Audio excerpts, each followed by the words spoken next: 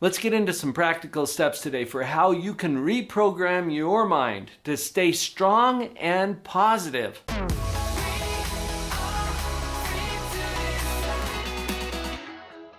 I'm Dr. Paul Jenkins, a positivity psychologist, and I have 5 points for you today, ending with a plan for how you can overcome the biggest barrier to your success and happiness. Let's jump in. The first important factor for reprogramming your own mind is to become aware of your own thinking. This is a term in the industry that we call metacognition.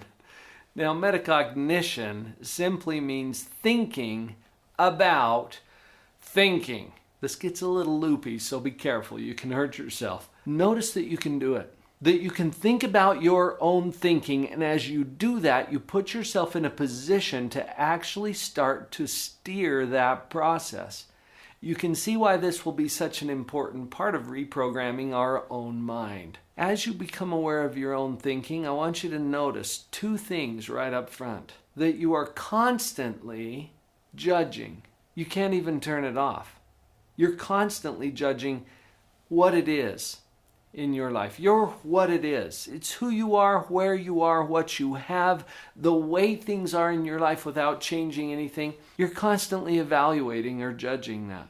Just notice that that's happening. And also notice that you are constantly anticipating or predicting or expecting what is to be. And that doesn't exist yet. We haven't created it yet. Our mind is really good at steering us in that direction to start wondering or anticipating or predicting what's coming.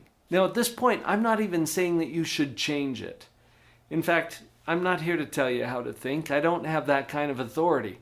I want you to see that you are thinking and that these processes are constantly going on in your mind. As you become aware of those, it puts you in position to start steering them or directing them in a different way. So for now, just notice. Become aware of your thinking. For this second point, I'm going to ask you to do something that is very difficult. Some people might even think that this is impossible. I think you can handle it. Accept and notice that circumstances are neutral.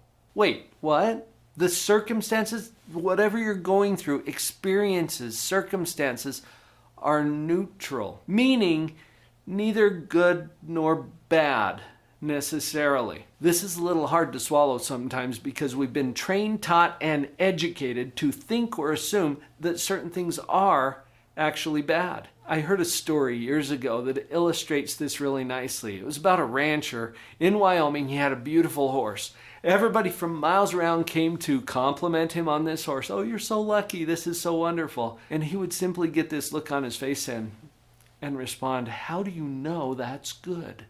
Well, that's a weird response, right? Well, one day, the rancher's son was out fixing the corral, and he had left the gate open. Something spooked that horse and it bolted off into the Wyoming wilderness. They searched all over, couldn't find the horse. All those friends and neighbors came by to offer their condolences. Oh, we're so sorry. What a terrible thing has happened. He just got that same cockeyed look on his face and he said, how do you know that's bad? Well, after a few days, that horse returned, and if horses can make friends, apparently it did, because a wild horse followed it home. They were able to get both of those horses into the corral. Now he's got 2. The second horse is just as big and strong and beautiful as the first. All those neighbors and friends, of course, they noticed. Oh, you're so lucky. This is such a wonderful thing. He got that same look on his face. How do you know this is good?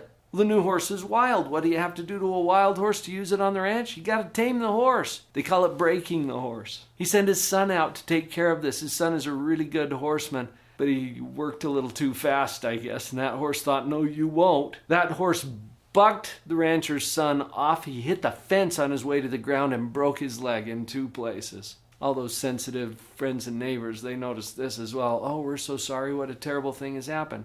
He just got that same look on his face. How do you know that's bad? And then war broke out.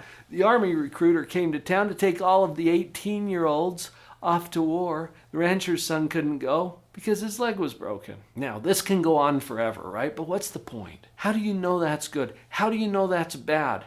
Our mind automatically assumes a position about that. I'm just asking you to notice it and notice that you're taking a position.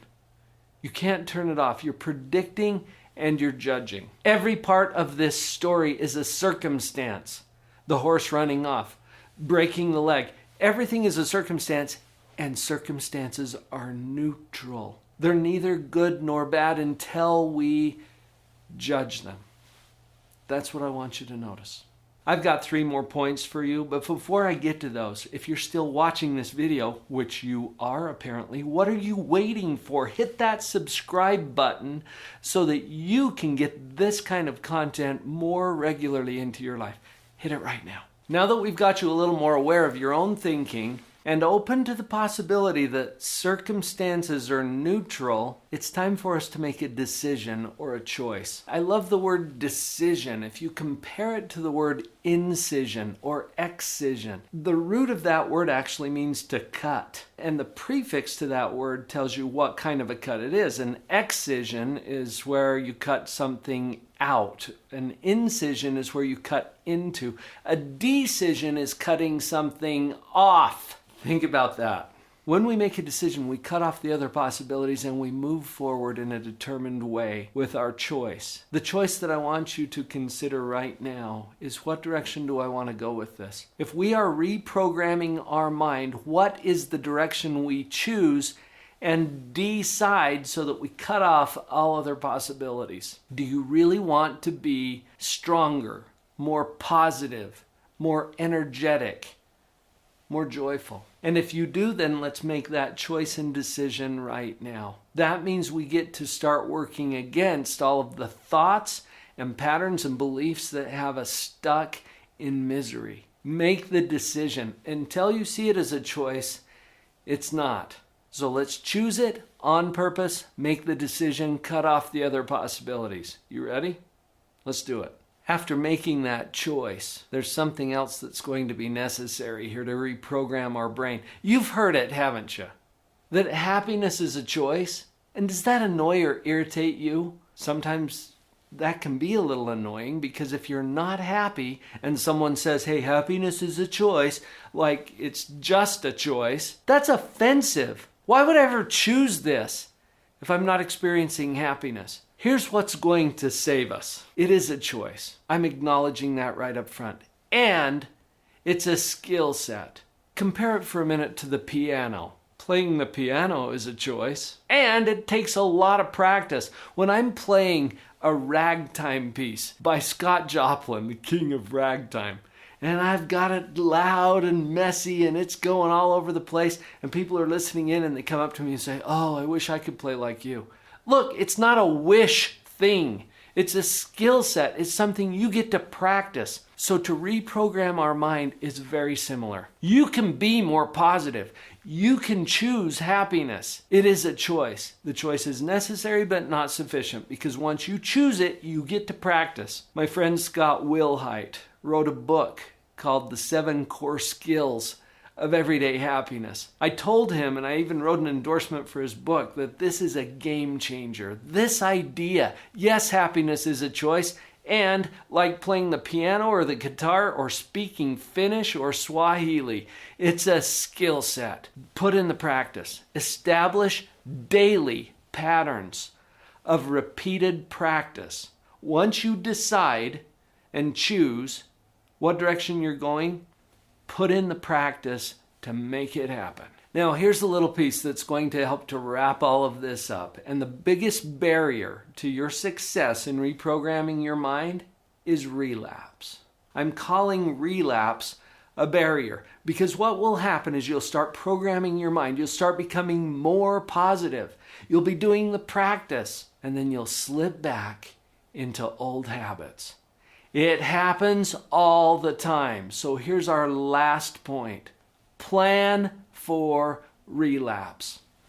Plan for it. I'm not saying plan to relapse. I'm saying plan for it, because you're going to slip up. I've been reading a book by Jon Acuff called Finish. And he acknowledges that we're all really good at starting things, but sometimes we don't finish what we've started. And he pointed out in this book that the hardest day when we are reprogramming or trying to establish a new habit, the hardest day is the day after imperfect. Think about it. You're going along, you're nailing it, you're hitting it every day after day, and you're in 4 days and then you mess up. You slip up. And then your mind says, well, I might as well. That's a dangerous phrase. Might as well. Might as well what? Might as well keep going. No, your brain goes a different direction. Might as well just give up. The most dangerous day in any reprogramming is the day after imperfection. We have to plan for relapse and be ready to pick up and realize, okay, it's going to be imperfect. I'm going to do the best that I can most of the time. How does that sound to you? I'll do the best that I can with what I've got most of the time.